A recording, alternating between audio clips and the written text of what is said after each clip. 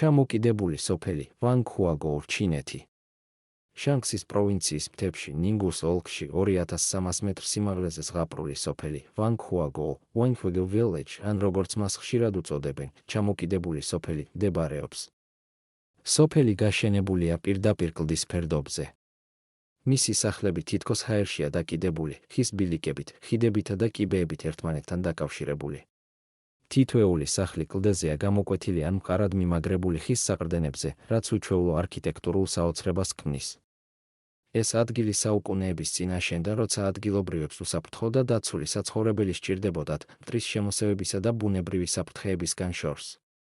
დღეს კი ვანქუაგო ერთ-ერთი ყველაზე იშვიათი და შთამბეჭდავი კლდის სოფელია მთელ მსოფლიოში.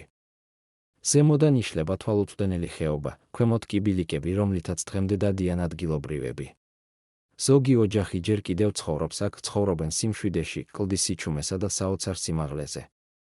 მდებარეობა Ningwu County, Shaanxi Province, China.